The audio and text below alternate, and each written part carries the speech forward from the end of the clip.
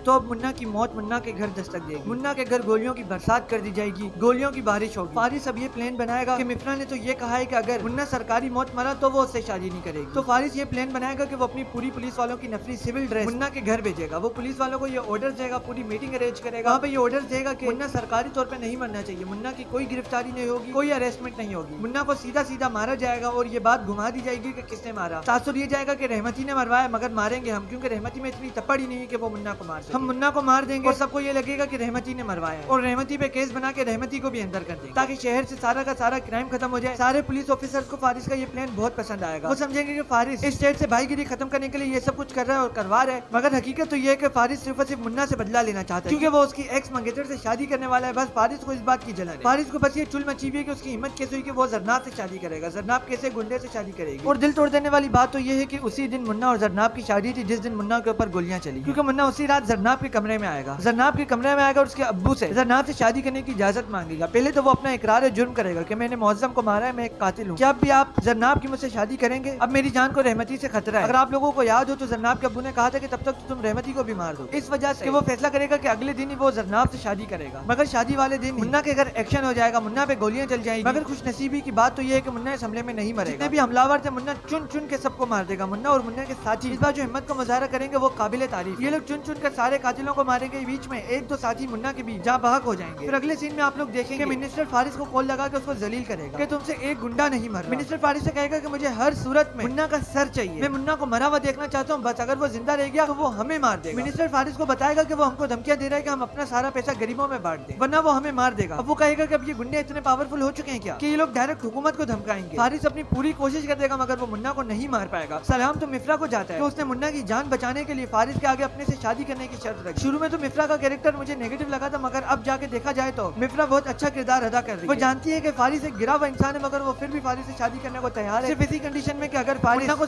इस ड्रामे का सबसे बेहतरीन पॉइंट तो ये कि ये ड्रामा सिर्फ रहमती और मुन्ना की जंग या रहमती और फारिस की जंग पे नहीं बना हुआ, बल्कि ये ड्रामा एक जेंटलमैन गुंडे और शरीफ अमीरों की जंग को बयान करेगा। ये ड्रामा माशरे का एक ऐसा अलमिया बयान करेगा कि कैसे अमीर लोग गरीब गुंडों का फायदा उठाकर अपने काले काम करवाते हैं और खुद व्हाइट कॉलर पहने हुए ऐवानों में बैठे रहते हैं। कोई उनका नाम नहीं लेता, कोई उन पे बात नहीं करता क्योंकि सब लोग उन्हें शरीफ समझते हैं, मगर असल गुंडे तो वो लोग हैं जो इन गैंगस्टर्स को, इन गुंडों को, इन भाइयों को प्रमोट करते हैं, इनकी फंडिंग करते हैं, इनसे अपने काले काम करवाते हैं। पाकिस्तानी ड्रामा इंडस्ट्री में आज तक ऐसे टॉपिक पे कभी कोई ड्रामा नहीं बना, इसी वजह से ये ड्रामा मेरे दिल के बहुत करीब है। इस ड्रामे के साथ मेरी मुकम्मल सपोर्ट है। हुमायूं सईद, यमुना जैदी, अदनान सिद्दीकी, अहमद अली भट्ट, जाहिद अहमद, सोहाय अली आबरू, इन सब ने बहुत बेहतरीन ड्रामे का इंतखाब किया करने के लिए। हर किसी ने अपना अपना किरदार बहुत बेहतरीन तरीके से प्ले किया। मैं तो चाहता हूँ कि इस ड्रामे को पाकिस्तान में ज्यादा से ज्यादा देखा जाए क्योंकि ये ड्रामा एक लव स्टोरी पे तो है, मगर साथ साथ ये तल्ख हकीकत भी बयान करता जा रहा है। इस ड्रामे से हमें बहुत कुछ सीखने को मिलता है। इस ड्रामे की जो डायलॉग डिलीवरी है, जो लिखे हुए डायलॉग है, बहुत ही बेहतरीन है। आपने वो डायलॉग तो सुना होगा कि एक तरफा मोहब्बत एक ऐसा रोजा है जिसकी कभी इफ्तारी नहीं होती, मतलब इस तरीके के डायलॉग इस ड्रामे में डिलीवर किए गए हैं जो कि आवाम को बहुत ही ज्यादा पसंद आ रहे हैं। इसी वजह से ये ड्रामा पाकिस्तान समेत इंडिया में भी बहुत ज्यादा पसंद किया जा रहा है। अब तो खबरें ये भी आ रही है कि ये ड्रामा बांग्लादेश में भी हिट होता जा रहा है। और दोस्तों, अगर आप पाकिस्तानी ड्रामों से रिलेटेड किसी किस्म की कोई भी बात हमसे करना चाहते हो तो आप नीचे डिस्क्रिप्शन से लिंक पे क्लिक करके हमें डायरेक्ट इंस्टाग्राम पे मैसेज कर सकते हैं। आपका कोई भी काम हो, आप चाहते हो कि किसी टॉपिक पे वीडियो बने या किसी ड्रामा प्रोडक्शन से कम्युनिकेट करना हो, और दोस्तों पाकिस्तानी ड्रामों से रिलेटेड किसी किस्म की कोई भी बात करना चाहते हो, कोई फरमाइश हो या कुछ